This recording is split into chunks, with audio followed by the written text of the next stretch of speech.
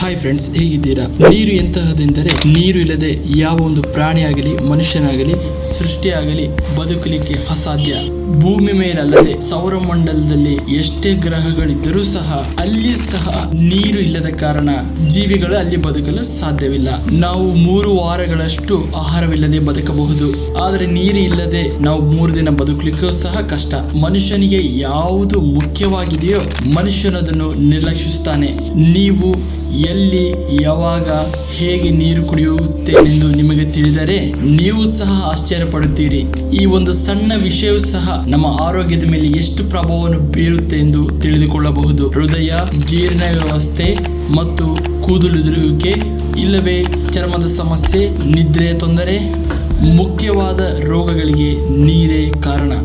ಆಯುರ್ವೇದದ ಪ್ರಕಾರ ನೀರು ಸರಿಯಾಗಿ ತೆಗೆದುಕೊಂಡರೆ ಅದು ಔಷಧಿಯಾಗಿ ಕೆಲಸವನ್ನು ಮಾಡುತ್ತದೆ, ಇಲ್ಲವಾದರೆ ಅದು ವಿಷವಾಗಿ ಸಹ ಕೆಲಸ ಮಾಡ್ತಾ ಇದೆ. ಆದರೆ ನೀರು ನಾವು ಎಷ್ಟು ಸರಿಯಾದ ಪ್ರಮಾಣದಲ್ಲಿ ಕುಡಿಯುತ್ತೇವೋ, ನೀರು ನಮ್ಮ ಶರೀರದಲ್ಲಿ ಎಷ್ಟು ಚೆನ್ನಾಗಿ ಪ್ರವೇಶಿಸಿದರೆ ಅಷ್ಟು ಪ್ರಭಾವವನ್ನು ಕಾಣಬಲ್ಲೆವು.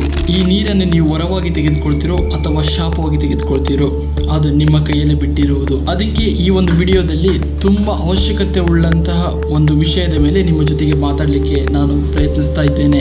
ಈ ಒಂದು ವಿಡಿಯೋದಲ್ಲಿ ನೀರು ಸರಿಯಾಗಿ ಕುಡಿಯುವುದು ಹೇಗೆ ಮತ್ತು ಎಷ್ಟು ನೀರನ್ನು ಕುಡಿಯಬೇಕು ಎಂಬುದಾಗಿ ನಿಮಗೆ ತಿಳಿಸುವಂತದ್ದಾಗಿದೆ. ಅಷ್ಟೇ ಅಲ್ಲದೆ ಈ ವಿಡಿಯೋದ ಕೊನೆಯದಲ್ಲಿ 21 ದಿನದ ಚಾಲೆಂಜ್ ಅನ್ನು ಸಹ ನಿಮಗೆ ಕೊಡ್ತೇನೆ. ಇದನ್ನು ನೀವು ಅನುಸರಿಸುವುದರಿಂದ ನಿಮ್ಮ ಆರೋಗ್ಯದಲ್ಲಿ ಬದಲಾವಣೆ ತಂದುಕೊಳ್ಳಬಹುದು. ಆದ್ದರಿಂದ ತಡ ಮಾಡದೆ ವಿಡಿಯೋದೊಳಗೆ ಹೋಗೋಣ. ನೀರು ಕುಡಿಯಲು ಸರಿಯಾದ ಮಾರ್ಗವನ್ನು ತಿಳಿದುಕೊಳ್ಳುವುದಕ್ಕಿಂತ ಮುಂಚೆ ನೀರು ನಮ್ಮ ಶರೀರದಲ್ಲಿ ಏನು ಮಾಡುತ್ತದೆ ಎಂದು ತಿಳಿದುಕೊಳ್ಳೋಣ.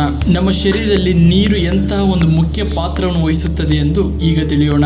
ಮೆಟಬಾಲಿಸಮ್ ಆಫ್ ವಾಟರ್ ಅಂದರೆ ನೀರಿನ ಜೀವಕ್ರಿಯೆ.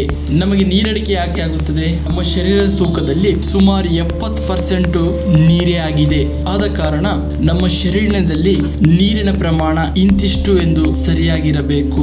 ಇಲ್ಲದೆ ಕಡಿಮೆಯಾಗಿದ್ದರೆ, ಓಸ್ಮೋಲೈಟ್ ಗಾಢತೆ ಹೆಚ್ಚಾಗಿದ್ದರೆ ಮೆದುಳು ನೀರಡಿಕೆಯನ್ನ ತಿಳಿಸುತ್ತದೆ. ಶರೀರದಲ್ಲಿ ದ್ರವ ರೂಪದ ಪದಾರ್ಥ ಇಲ್ಲದೆ ಹೋದಾಗ ಮತ್ತು ಉಪ್ಪಿನ ಅಂಶ ಇಲ್ಲದೆ ಹೋದಾಗ ಆಗ ನಿಮ್ಮ ಮೆದುಳು ನೀರು ಕುಡಿಯಲು ಸೂಚಿಸುತ್ತದೆ. ಉದಾಹರಣೆಯಾಗಿ ಮೆದುಳು ಶರೀರಕ್ಕೆ ಕೊಡುವಂತಹ ಒಂದು ಸಂದೇಶವಾಗಿದೆ.